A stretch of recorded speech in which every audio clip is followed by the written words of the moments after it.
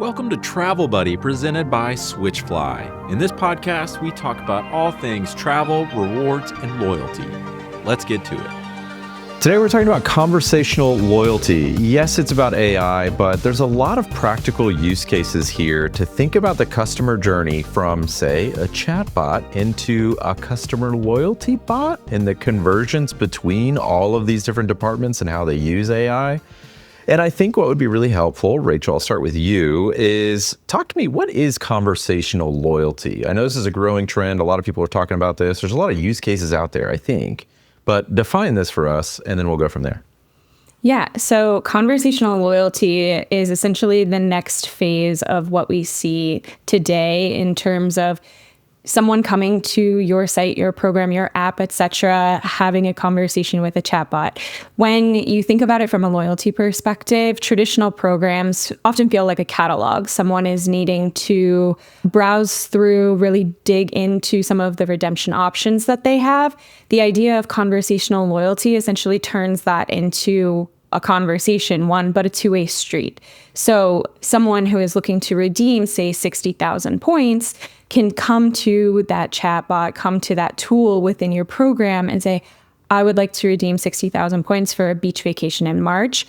And the conversation agent will allow them to surface ideas and options in a more streamlined manner. So, and then ask more about it. So for example, let's use the example I just used, a beach vacation in March. I want to redeem 60,000 points. What can I get for it? It may be able to surface that I could fly on specific airlines, go through specific hotels, have this room versus that room, and help me make decisions faster while also inquiring more details, all without having to necessarily leave and go to a different browser to do that research. So the idea of conversational loyalty is that you essentially have a companion to help you in the decision-making process so that you can move through the funnel faster. I love that. I love the aspiration. I'm feeling a headache of growing in legal teams and engineering teams everywhere, which is totally fine. This is obviously the direction in which we are headed with AI. We can clearly see that case happening. So it's kind of like a get ready for this. This is for sure happening. And Claude, everybody's familiar with using AI tools today. We're chatting with these things all the time. There's a lot of hallucinations in there. You got to be really careful, especially if you're in certain industries. Totally get that. And yet you can see this could be super helpful. We've talked about in the past using AI to do like trip planning and itineraries, potentially booking tickets for you and car rentals and so on, of course. You guys have a lot of great technology at Switchfly, but there's a lot of technical things to get in place. So before we get there and talk about more of the practical side of things, talk to us a little bit about how you see the traditional loyalty landscape and how people are using, booking, redeeming points now, and then kind of shifting on where we're going and how to get there. Yeah, I mean, even if you have the strongest rewards catalog in the world, they can feel less valuable if there's friction points in that process, in the redemption experience. So when your program becomes difficult to use in today's, quote unquote, traditional program structure, if those rewards and redemptions are difficult to use, that's when you start to feel some loyalty fatigue. Like people are getting inundated with offers from a bajillion different channels. You're essentially pushing all of these different things to someone, and it is that one-way street. So this is the natural next step in being able to reduce some of that friction within your program and help to move past, like confusing redemption charts or hidden restrictions that people don't know. It's allowing you, it will be eventually a two-way street to allow further conversation, deeper conversation, but as it exists and can exist today, it helps to surface answers a lot faster. So it can talk through some of those program rules that might not be readily available unless you're digging through it. It may help with comparing options. And all of that is something that is totally available today and to tap into, to your point, with LLMs as they exist. But yeah, I think from a member experience, they will be able to find more value in your program if your overall process is just easier to navigate because you're implementing tools that may be trained on your own documentation, et cetera, but you're implementing tools that help expedite things for them. That's right. That's right. Ian, I'll turn this next question to you. What's the worst chatbot experience you've ever had? No, I'm just kidding. No, so no, I'm kind of joking there, because obviously like some of these tools, it's like, it sounds great in theory. And then you start working with it and you're like, this is just, let me talk to a human. Yeah. And you see a lot of like AI assistants in like call centers, for example, and being able to surface, it's like reading the transcript and surface relevant articles. I actually had a wonderful chatbot experience a couple of weeks ago. It was very, very well trained on a knowledge base, and it actually did answer my question really well. And I had kind of a particular question. But I want to talk to you, Ian, a little bit about like, tell us like some of the, guardrails or risks or ways to like, yes, we can understand how this could be more personalized and help the decision making, but there's definitely some things to think about, of course, from an engineering perspective, but also from like a policy or a program perspective that might help build some of these. When we're thinking about AI models in general, to include chatbots, clearly there are still mistakes being made, right? And still gaps to where it really does. There is a point in which a human on at least one end of that interaction needs to be involved to make some sort of determination, or at least, can spot if something's off or not. I think we're seeing it get better and better all the time. I know in training AI agents, you can be pretty draconian in instructions given about, not leaping to conclusions, not filling in gaps with extraneous info. I think as these companies are building their AI models and training them, especially when it comes to things like handling money, there's going to be some very severe restrictions and limitations put on it. That said, the industry is advancing rapidly. There's in virtually every situation you can foresee a way in which AI will, at least, if not replace, at least expedite a lot of the process. And this is clearly one of those areas. I think when we're talking loyalty, it's understandable we get bogged down a little in like the redemption conversation. But I think even before that, what we're seeing now is companies building, buying and purchasing sort of assistants, if you will. You can go on the Amazon app and say, and talk to Alexa on there and say, hey, I kind of want this thing, but I'm not really sure, whatever. And the AI will help lead you down the direction of to look at what you're buying. I think the loyalty part of that's just a natural extension, right? You're helping a user, whether they're a member or not, come to a buying decision, helping them make the purchase, right? And then on top of that, if you can add in that loyalty aspect of like, hey, if you become a member and you want to buy this again, you get points, you get discounts, you get whatever. Or if they are a member, during that buying process, if I'm looking for shoes and, they can, the AI can kind of say, hey, you can pay cash for this, or there's these other shoes of this brand you're not even aware of that we have a agreement with, that you get double the points for, or what, whatever the case may be.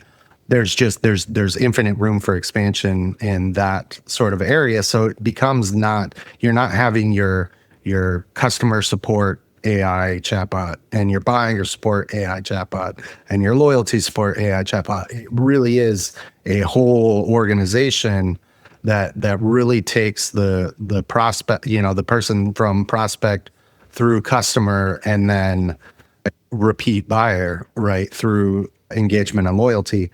And it obviously, the word conversational, we tend to think, immediate direct conversation when you're interacting. But I mean, on top of that, there's so many additional marketing and growth opportunities that tie in, right? If the AI's looking at your chat history and your purchasing history, they're going to be able to recommend certain things for you. They're going to be able to email you or send you notifications or, whatever, even after the conversation that brings you back into it. As Rachel mentioned, if I say I want a beach vacation, in this time frame, what can you do for me? Maybe it can't do anything good right now. But a month later, it says, hey, because of X, Y, and Z, these hotels are now on sale. You want to come back and revisit it, So I think it's better to look at conversation not as just that immediate chatbot interaction, but that ongoing total conversation you're having with a buyer, right? Yeah, guys, I'm going to go on a diatribe. Rachel, you go ahead. Yeah, you go. Yeah, I mean, so I have two things there. I think the first that I want to address is that there is such an opportunity to streamline channels, to Ian's point. Like, yes, all of the information that those conversations will be giving to you and that the reference points of your data that is training the AI can surface to the user. That's amazing. The biggest thing that I see in the future is that all of those different aspects, the buyer's agent, the customer service agent, the loyalty agent, they'll all eventually converge into one just simple, straightforward agent that becomes your conversation companion, someone that you can ask all of those different things to. And while Ian's absolutely right in that all that information you're getting from that can be dispersed across your marketing channels, can go into your platform to be able to serve better options if they're, looking manually, etc. The other aspect of it is you'll be able to have a conversation, more proactive conversations. So if you think about it from somebody booking a trip, yes, eventually I think that conversation can be, I want to redeem for a beach vacation in March, surface later, like, hey, if you wait a month, things may be a little bit cheaper. Let's revisit back then. And then they can come in and say, hey, like, remember we talked about this. So you're able to kind of circle back. But then once they actually book, you're able to have an ongoing conversation leading up to that trip, throughout that trip, after that trip, all in one place, rather than it coming from, like, if somebody's booking with one agent now, then your emails are eventually going to drip to them come time for them to actually travel. You'll have a net new channel to be able to have those conversations to prepare your travelers. The caveat to all of that, going back to your question, Brandon, about risk, I think that programs today will find a challenge with their data being complete and connected enough to be able to get there. Conversational loyalty and an AI bot, the way we're discussing it aspirationally, needs the right context and the right training, and it needs to be holistic in order to get to that point. So many loyalty programs are going to run into the challenge of fragmented data across a CRM and their booking platform and the loyalty platform that they're using, the customer service tools that they're using. They all carry their own specific data, and all of that data is in those platforms. And it's hard for loyalty programs to find a way to get all of that data in one source of truth.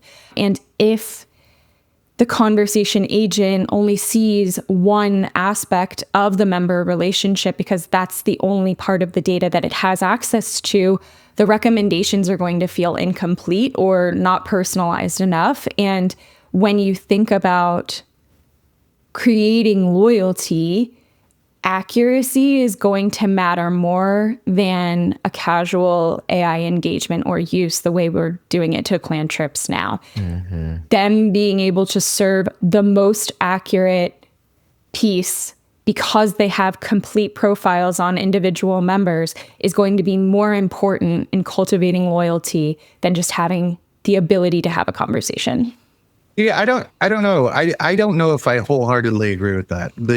I think directionally you're right, except for there's every part of the organization has their own data silo and hoard, right? And yes, the out of the box, like solution to turn on the chatbot isn't necessarily going to work across the board right out the gate, which is why I think it sort of has to grow internally from a single starting point to start incorporating the other areas, right? As it gets better and better and more trained, more and more knowledgeable.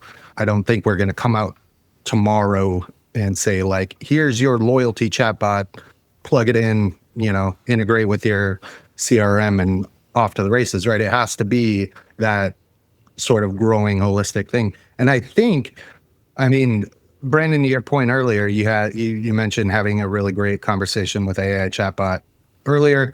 I've had, I think, some relatively decent ones recently, at least like ultimately helpful. I've had a few, recently that probably weren't as helpful, but a few that you could almost not know you're talking to an AI chatbot, right? If you sort of take it out of it.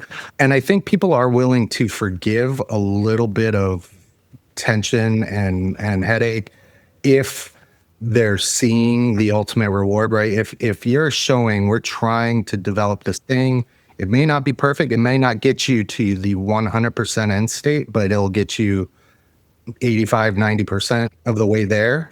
And then we'll give you a link or whatever to get the extra 5, 10%. I think people might be willing to give it a little grace. I mean, we all know this conversation 2 years ago, we'd be some theoretical day in the future, AI might be able to do a couple of these things. And now we're talking about it being here, right? It's just it being hard to implement, but it is here.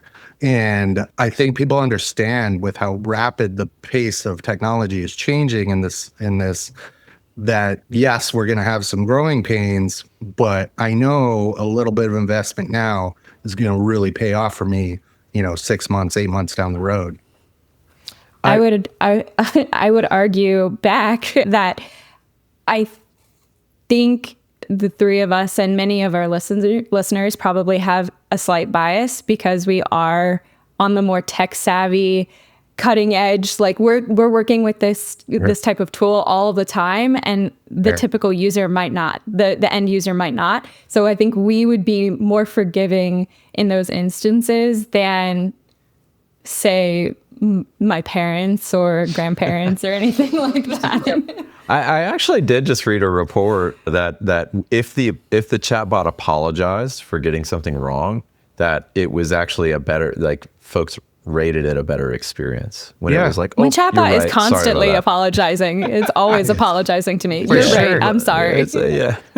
But like, and totally take your point that we're a non-standard selection of a random audience, right? But not attorneys. So, but like we are getting more and more tech savvy as a society as a whole, just by sheer need, right? Like, how many people, when I joined the military, 21 years ago, we don't need to worry about exact numbers. I remember having older guys who check their email, right? Who literally wouldn't turn their computer on. And the only reason it was in their office is because they had to, they were forced to have it in their office.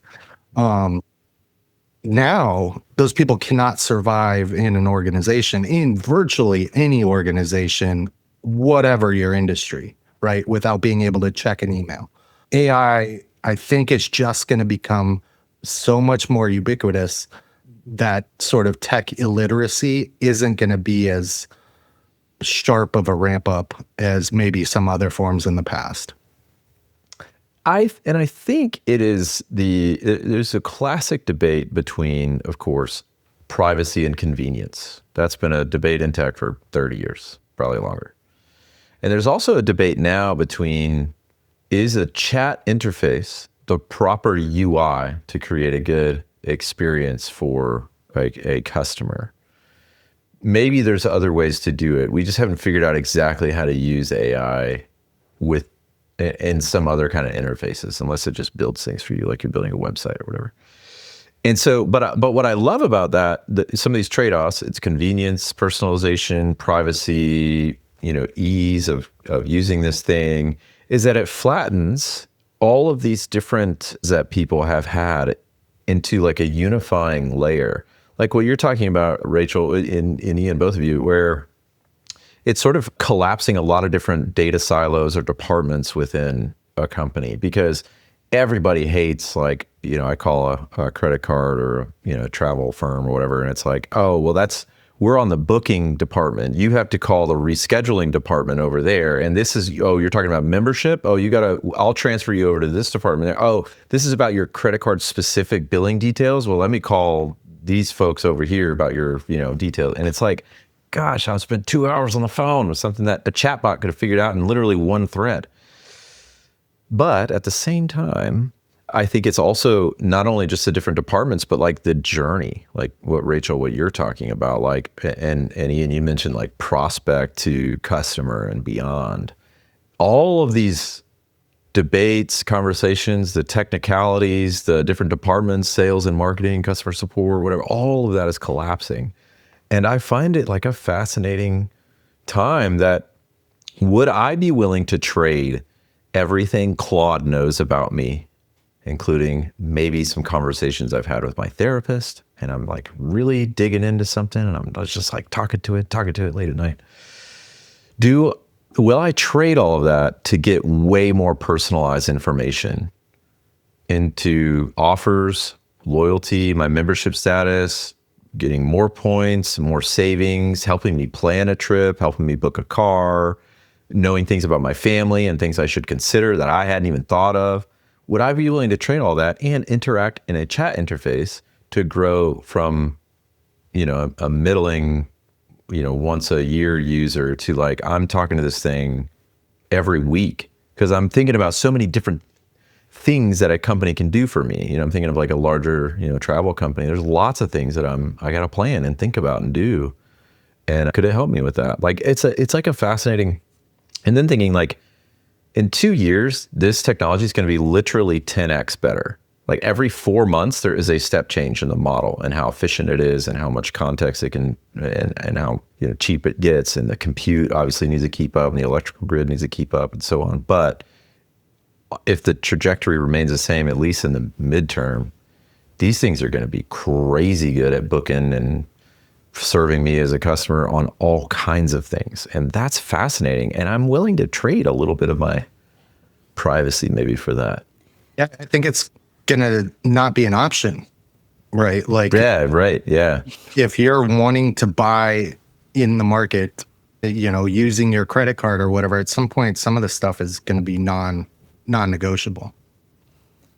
I would agree with that. And then to play devil's advocate, I think we will see iterations of things like GDPR come through and say, actually, AI needs to provide the user the ability to control what brands are able to see and utilize within their own platforms. Because Brandon, to your standpoint, like I'd be willing to trade certain information, like how much of that information am I willing to trade? I think we will find, and again, not a lawyer, not an attorney, not in policy, but like I think we will find that it becomes so prevalent, that question becomes so prevalent of, are people willing to trade their data for more personalized experiences? And if so, what data and how much of it are they willing to trade?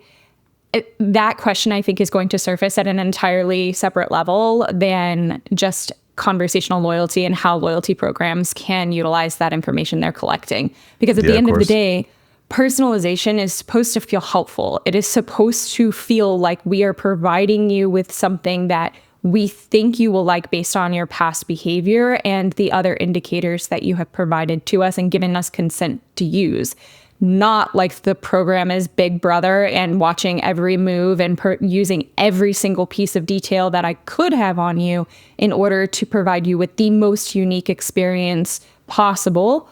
I think from a policy standpoint, we will likely see some sort of legislature come through requiring the ability for people to dictate how much information is being taken, what kind of information, if it's collecting information that you say you don't want it to use, what it does with it. I think obviously that is well in the future because it's not quite yet there, but I do think that that's going to come into fruition here for sure. I was listening to Lenny's podcast recently, and the guest was talking about how she uses several OpenClaw agents to manage her family. And so she had like her own Mac Mini servers in her home, kind of that were disconnected from her own personal life and all that kind of stuff. But that they would help manage some things. And she was saying, what a great like kind of opening UX could be is instead of filling out a form, the chatbot would just like introduce itself to you, like, "Hi, I'm Claire. Tell me about yourself." And then you give the information you want to give to the chatbot to help it plan for you. And you only give it so much. Whatever you tell it, it can use. That could be like I imagine a fairly simple policy. Again, I'm not an expert here, but I imagine like, here's some stuff about me. Like I imagine like 5 questions could probably get a good agent pretty tuned into what you need. Sure.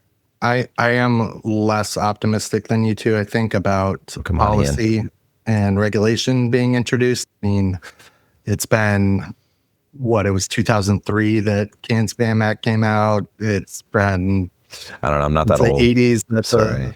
The FCC Privacy Protection Act, right? Like, especially in seeing recent developments with some of these AI companies going public and just having unimaginable levels of resources, they are not going to want to be regulated. No, definitely not to any particular degree. So, and I'm for now going to operate under the assumption that it's going to go on essentially like the wild, right? And to the individual company's policies. And I'm sorry, I don't necessarily trust that they're going to be super user forward when it comes to information, considering that's their. Of course, yeah, of course. So there is a bit of fatalism in that I think we've kind of crossed the Rubicon on a lot of this stuff, and it's just a fact of life and accept to some degree that your data is out there and accessible, and it, accessible by a lot of different organizations you never necessarily gave it specific access to. So why not make it work for you a little bit? And, Either get on the internet entirely or get off of it. It's kind of yeah. Brandon, you made a comment before we went down the data rabbit hole about whether or not chat and chatbots are the channel that this should be utilized for. And I think in my opinion, the answer is yes. It's the only one that truly makes sense. If you look at some research, 2/3 of Americans spend more than 4 hours a day on their phone. And around 90% of consumers have said they want to use texts to communicate with businesses, but when they send a text, they never get a response. So we're using our pocket computers constantly. Yeah. And that's not going to change in my opinion. But like your marketing and your service, like it has to evolve to remain effective. And that includes recognizing when there is a shift in the dynamic of preferred channels and communication, both from a tech standpoint of how you're going to implement conversational loyalty, conversation bots, and just like a generational standpoint. I mean, we all have family members who just like don't want to use their cell phone. They prefer to have a landline. Like that still absolutely exists. But on the other hand, you have a generation who is perpetually online and not on their email to counter Ian's point a little bit. There's like folks that are 25 and under, they're probably not on email, but they will text you or Instagram DM you. Are you there? Yeah. So many businesses that have, Ian, many businesses that have started implementing some of this technology are using a WhatsApp, a messenger, something that is inherently baked in the way that we as humans are communicating with each other. And I think that's the only avenue for it, honestly. Yeah. I think the only problem with that is the chatbot the right channel or platform for this? And the answer is yes. And is phone and voice? Yes. And is email? Yes. Like it can't be one thing, right? And with AI, with the capabilities that it's developing, it doesn't have to be, right? You can have your AI chatbot be voice if somebody wants to actually dial a phone number and talk. It can be a chatbot, text message, email. It can be multiple avenues, and I think it has to be all of them, right? If you want to be successful. Yeah. I would agree. The biggest tip for anybody who is starting to develop this that I would say is just ensure there's a way out of the AI conversation. Ensure that there is a way for the user to actually get a hold of a person on the other end. Oh my gosh, yeah. Because, I mean, let's talk about this theoretically. If you implement something and it doesn't have all the data from all of the different silos within your company, and someone is truly trying to utilize this to get a very specific answer, and you're just not quite there yet, the friction of someone needing to get to an actual human to solve that answer is going to completely eradicate any benefit you're getting from 100%. this conversation from an AI bot. And in reality, there's over 70% of people still prefer to communicate and get the help of an actual human rather than solely interacting with the chatbot. It's not that they don't want to use a chatbot. It's that, going back to how it exists today versus the aspirational side of things, as it exists today, most chat doesn't have the documentation, doesn't have the most robust training on all aspects that someone may be trying to utilize it for. And so that's just my very long-winded way of saying, if you are going to experiment with this technology and implement it, please make sure there is an easy way out for users to funnel to an actual human conversation instead of solely relying on a may or may not well-documented database from an AI bot. I could not agree more strongly. Like it's hard to separate like what chatbots are today and my frustrating experience with so many of them so often, where it gives me a list of 5 options because that's what the team has defined as my only options to respond to this thing. And it's like, none of those address my question. Where's the other? God, I just want to throw my computer through a screen or through a window. So I totally agree with that. But I think like, and I don't know if this has ever been true in history, but the pace at the advancement of this is like, I mean, if you saw Google I/O 3 weeks ago, or if you see Meta or Apple's WWDC a couple of weeks ago, like if you see where things are going, like pretty much now, like these things are happening. They're at the very, very early stages, but like talking to somebody in a chat, somebody, I use that anthropological term very loosely, but you are talking to an entity that can sound just like a human being and be as helpful as that technology is like a year from now, 12 months from now, that is happening. So, I mean, even ChatGPT and Claude, their voice bots sounds incredible. So it's here, but you know, on an enterprise scale, maybe a year or 2 from now. So all that to say, like, I totally agree with you. And it like, you have to prepare for that now. So how do you set the data? How do you set the policies? How do you set everything you need to like collapse that conversation to go from prospect to very loyal customer and let somebody talk through all the stages of their journey? I think it's a tremendous, tremendous advice. Yeah. Cool. Well, I guess that's the end of the episode. I don't know. I don't have anything else. That's great. No, I just totally agree. I love where your head's at, and I couldn't agree more. I love it. Yeah.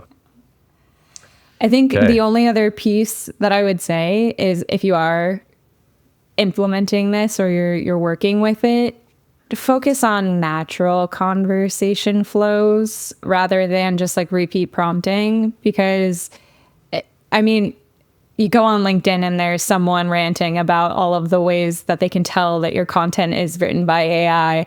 And I would say just be conscientious of like how natural conversations flow. There are a lot of tangents. This podcast is a great example of all of the tangents that can happen within a natural conversation. Definitely not. We stick to one topic. all the time. Yeah, we're very straightforward. But like, just be cognizant that when you're developing something, it should not be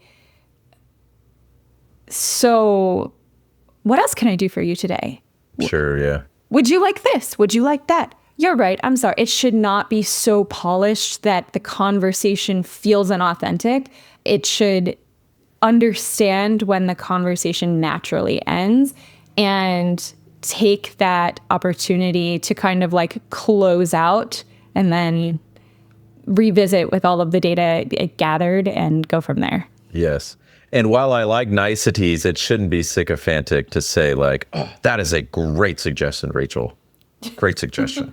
I think, and that's just one of those things that that's going to develop naturally. Right? Of course. Yeah. That's just, Yeah. But no, it's definitely, it's really thinking about the experience. Like, at what point is AI really helpful and an incredible benefit to the user experience, the customer journey? And at what point is it like, you should talk to a person. Let me get you in touch with so-and-so, Yeah, I think that's a really great mark. Well, guys, as always, thank you for this topic. I love the topic. I love the direction, the way y'all are thinking about it. And I think it's so important to be thinking about now, because this is dramatically changing. I mean, just 2 days ago, we were seeing these product launches on some stuff that I was like, this is mind-blowing what is happening right now. Like, mind-blowing. I've been doing this for 12, 13 years. And it's like, gosh, that's so cool. So yeah, it's just happening so fast. And the time is now. So thank you. Time is now. And if you ever need to train your chatbot or your agent on wonderful resources, please go to switchfly.com. They have amazing resources to talk to you all about travel and loyalty. So as always, thank you. We'll see you on the next episode. Thanks, Brandon. you.